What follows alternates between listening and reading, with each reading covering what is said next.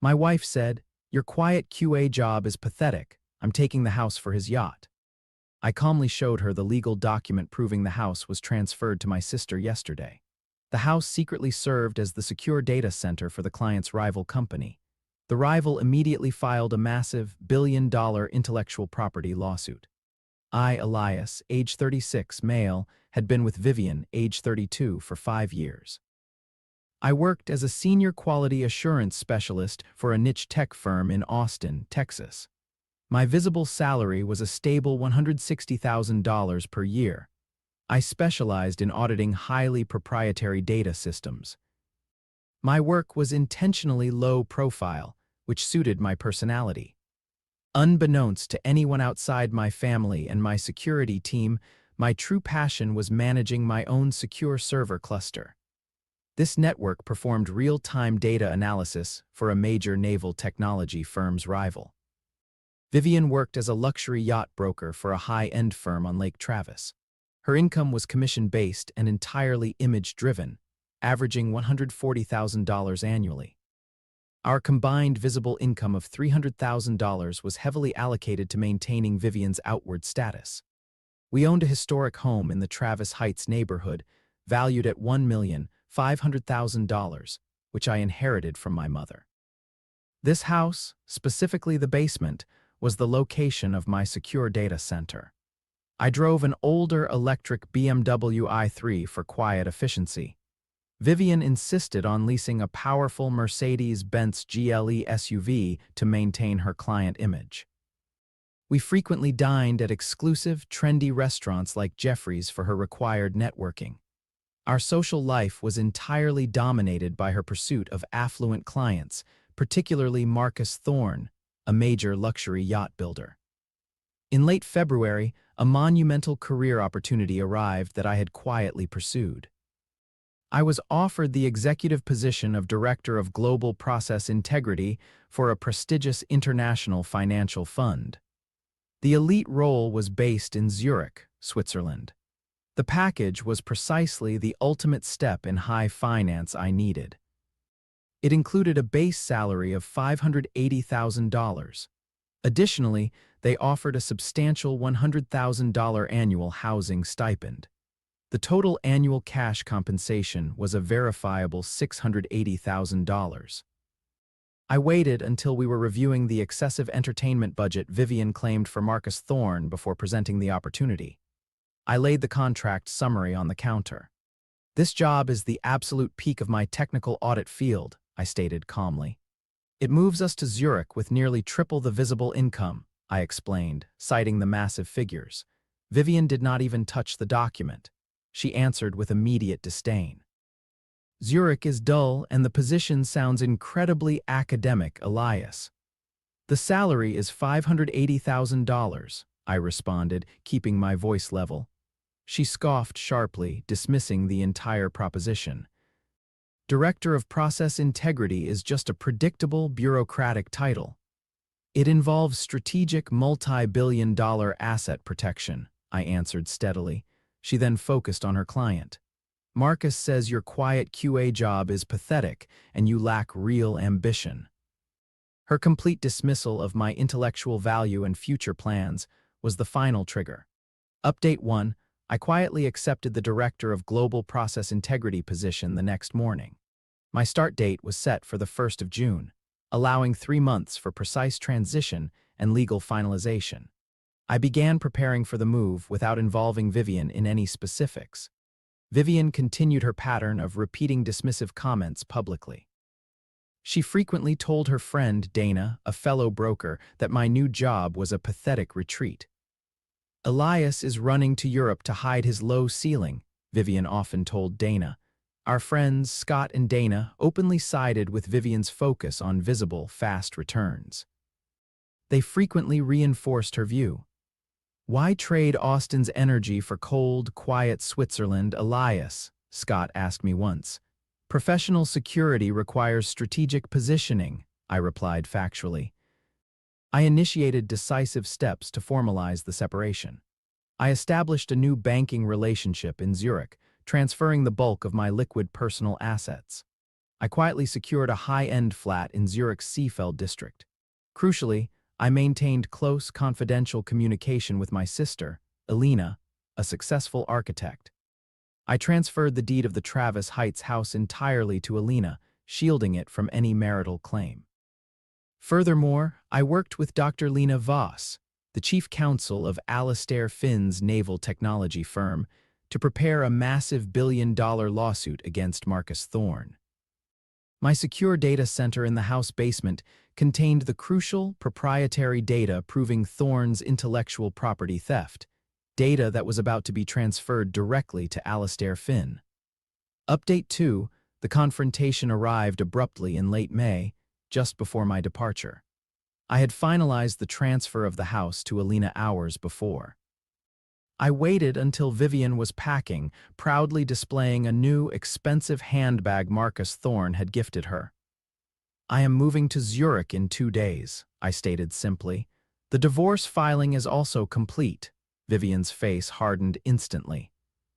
"You cannot move and ruin my corporate connections with this filing. The relocation and the legal filing are both executed," I confirmed. "The situation is final." She launched into a furious confrontation, demanding I surrender the house. She claimed I was betraying her future. "This is an absolute betrayal of my time," she insisted loudly.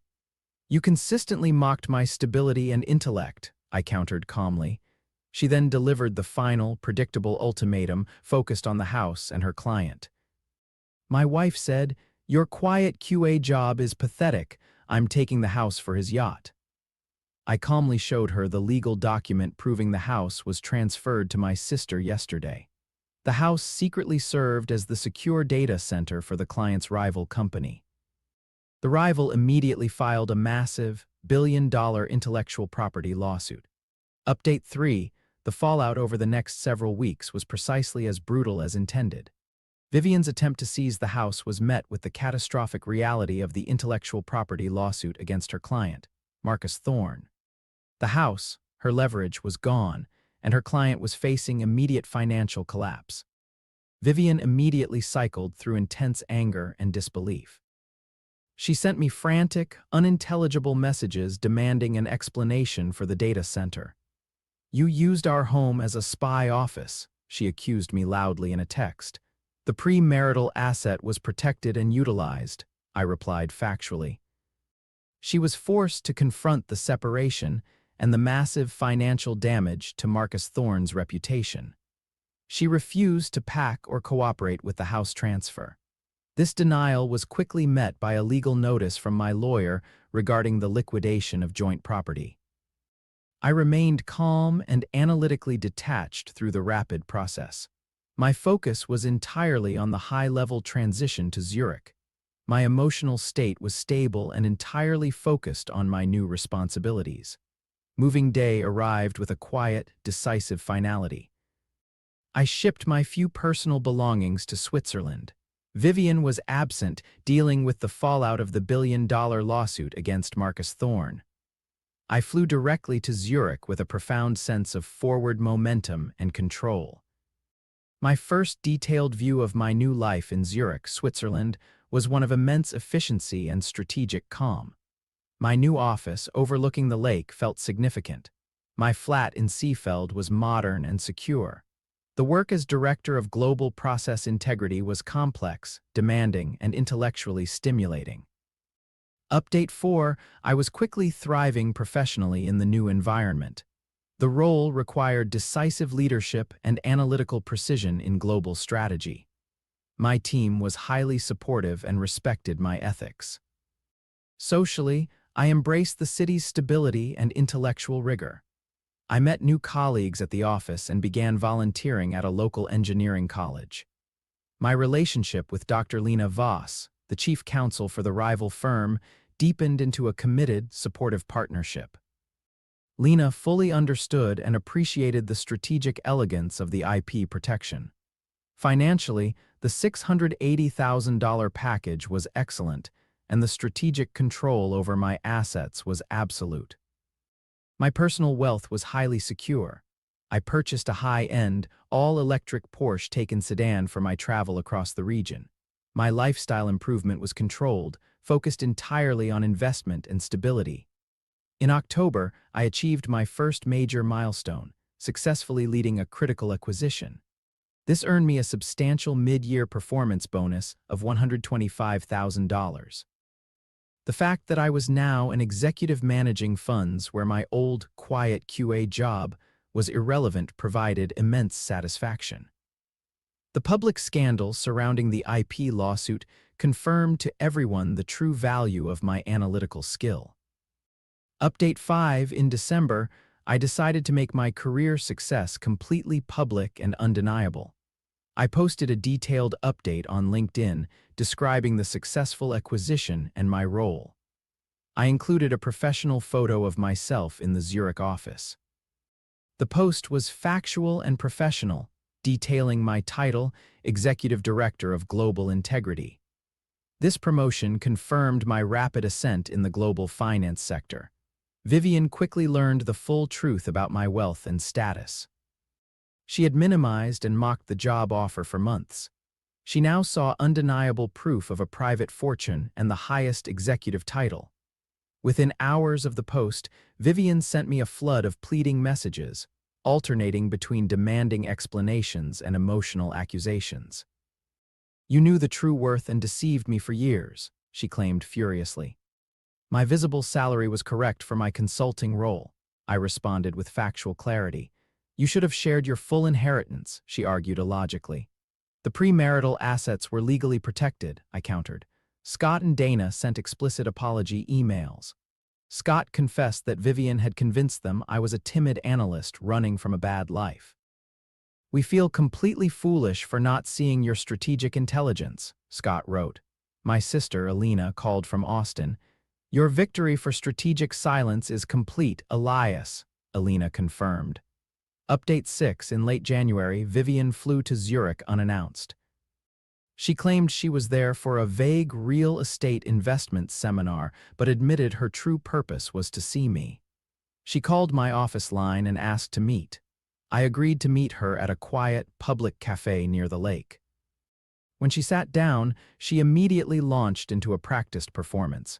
She claimed she had spent the last year realizing her life was too focused on material possessions. "I see things clearly now, Elias," she said, looking straight at me. "What exactly do you see clearly?" I asked, holding my coffee cup steadily. "I see I was foolish and overly focused on the wrong things," she continued, her voice soft. I referred only to her past actions and her final insult. "You demanded I surrender the house for his yacht," I stated the fact. "That was only out of fear of loss," she responded quickly. I then referenced her inability to secure any funds from my family assets due to her action. "Your action secured your zero entitlement," I pointed out. She shifted tactics and insisted on returning, attempting to appeal to our shared past. "I want to come back to Zurich," she said. "We can try again." I declined calmly, explaining that the separation was permanent and the ethical breach was too great. "My circumstances have changed, but yours have not," I told her firmly. Update 7. Vivian did not accept the decline gracefully. She attempted a brief, aggressive period of legal retaliation. Her first move was to send a letter demanding a cut of the premarital inheritance. The letter was poorly constructed. My lawyer, Miss Cho, managed the legal attempt efficiently. Miss Cho sent a clinically precise reply that cited the finality of the divorce and the legal structure of the inherited property. The lawyer ceased contact immediately after receiving Miss Cho's letter. Online, Vivian tried to damage my professional reputation. She posted vague accusations on a popular finance forum, implying my IP strategy was flawed. She claimed I was a ruthless corporate criminal. Her online claims quickly collapsed under scrutiny. Scott and Dana, already aware of her deception, publicly defended my ethics. Dr. Lena Voss publicly posted a detailed explanation of the rival firm's IP claims. Vivian's attempts at character assassination backfired severely. Update 8. 1 year later, my life in Zurich had achieved a stable, prosperous equilibrium. I was wealthier, more established as executive director, and deeply satisfied with my independence. My salary was now $680,000, reflecting my permanent title. I was in a committed, respectful relationship with Dr. Lena Voss. We were engaged to be married and lived together in the Seefeld flat.